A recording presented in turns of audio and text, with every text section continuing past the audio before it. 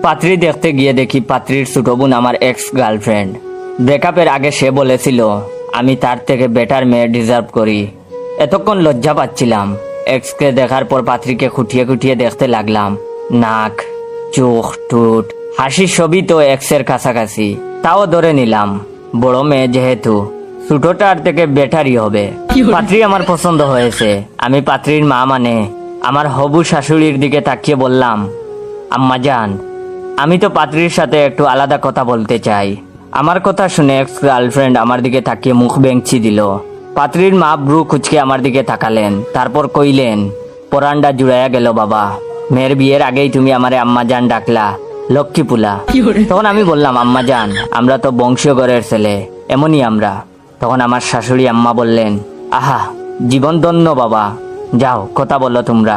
তারপরে পাত্রীর সাথে কথা বলার জন্য আমি আলাদা রুমে গেলাম। আমি পাত্রীর সামনে বসে আছি।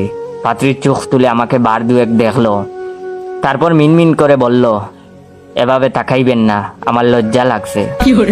তারপরে আমি বললাম, আপনার বয়স অনেক মিষ্টি। সে বলল, হুম। তখন আমি বললাম, আমাকে পছন্দ হয়েছে। তখন সে বলল, আপনাকে কোথায় যেন দেখেছি আমি। খাইছে, এক্স গার্লফ্রেন্ডের সাথে দেখলেই হয়। আবেগী স্বরে জবাব দিলাম, আমিও তো দেখেছি। তখন সে বলল, কোথায় বলুন তো। আমি বললাম, স্বপ্নে। তখন সে বলল, জান। তখন আমি বললাম, থ্যাঙ্কস জান ডাকার জন্য, এমনটা সাধারণত কেউ কখনো ডাকে না। তখন সে বলল, এই আমি কিন্তু ওই জান। সে কিছু বলার আগেই আমি বললাম, থাক আর লজ্জা পেতে হবে না, চলেন যাই। তখন আমি হঠাৎ মাথা ঘুরিয়ে দেখি এক্স গার্লফ্রেন্ড দৌড় দিল পিছন থেকে। কি খচ্চর রে বাবা, এভাবে কেউ হবু স্বামী স্ত্রীর কথা শুনে। তারপরে আমরা গেলাম। তারপরে আমার শাশুড়ি আম্মাজান বললেন, তা কি সিদ্ধান্ত নিলা বাবা? তখন আমি বললাম, আম্মাজান যেহেতু ডেকেছি, চিরকালই ডাকতে চাই। শাশুড়ি আম্মা বললেন, আলহামদুলিল্লাহ। এরপর বিয়ের দিন তারিখ ঠিক হলো, বিয়েও হলো। বাসর ঘরে আমি আর বউ বসে আছি। ও আসছে, আদি রসাত্মক যুগ বলে আমাদের হাসাচ্ছে। এরপরই এলো এক্স গার্লফ্রেন্ড, বউয়ের ছোট বোন। তার দিকে তাকিয়ে আমি একটা মুচকে হাসি দিলাম। বউকে বললাম, এই তুমি কি কোনো পুরা গন্ধর টের পাচ্ছ? তখন বউ বলল, আমার সর্দি হয়েছে, কিছু টের পাচ্ছি না। আমি বললাম, ব্যাপার না বউ, আমি টের পাচ্ছি। আমি এক্সকে বললাম, কেমন বোধ করছো? সে বলল, আমি বললাম, মুখ বেঞ্চি দিচ্ছ কেন, রাতে খাও নাই? সে বলল, তা আপনার না ভাবলেও চলবে।